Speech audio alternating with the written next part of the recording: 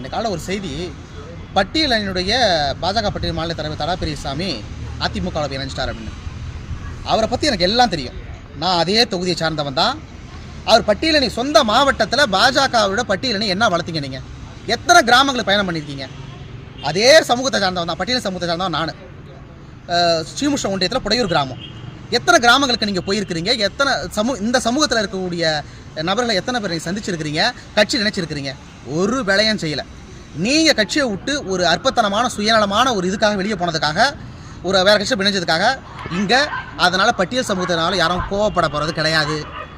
உங்கள் குடும்பத்து வாக்கு வேணால் கிடைக்காம போகுமே தவிர, ஒரு 4 வாக்கோ 5 வாக்கோ கிடைக்காம போகுமே தவிர, மற்றபடி உங்களால் எந்த ஒரு இழப்புமே பாஜகவுக்கு கிடையவே கிடையாது.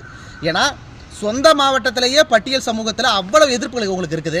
நீங்கள் எந்த லட்சணத்தில் கட்சியை நீங்கள் வச்சு வளர்த்தீங்கிறது ஐயா மாநில தலைமைக்கு எல்லாம் தெரியும். யாரை எங்கே வைக்கணும், யாரை எங்கே கொண்டு வைக்கணுங்கிறது மாநில தலைமைக்கு தெரியும்.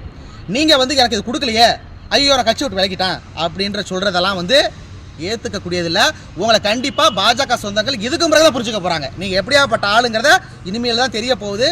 உங்கள் சுயநல அரசியல், உங்களை மாதிரி சுயநல அரசியல்வாதிகள் தயவு செஞ்சு பிஜேபிக்கு வேண்டாம். எல்லாருக்குமே கஷ்டங்கள் இருக்கும், யாருக்கு இல்லை, எல்லாருக்குமே இருக்கும். எல்லாம் அதை தாங்கி கடந்து ஒரு பொறுமையாக இருந்தால் நிச்சயம் தலைமை சின்ன தூக்கி மேலே வைக்கும், மேலே இருக்கணும், டக்குனு கூட தூக்கி போடும். அது நம்ம கட்சியினுடைய கொள்கை, நம்ம கட்சியுடைய சித்தாந்தம். ஒரு ஏழையாக இருக்கிறவனும் பணக்காரன், ஒரு சமூக ஒரு ஒரு ஒரு சமூக நீதி நிலைநாட்டக்கூடிய ஒரு கட்சி. அப்படியாப்பட்ட கட்சியில் உங்களை மாதிரி நபர்கள் இல்லாமல் போனது மிக்க சந்தோஷம் தான். அதே சிதம்பரம் நாடாளுமன்ற தொகுதியில் சொல்கிறேன், கார்த்தியாயினி மிகப்பெரிய வாக்குகள் வித்தியாசத்தில் வெற்றி வாய்ப்பு பெறுவாங்க.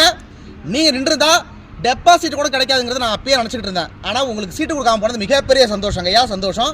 நன்றி நன்றி நன்றி.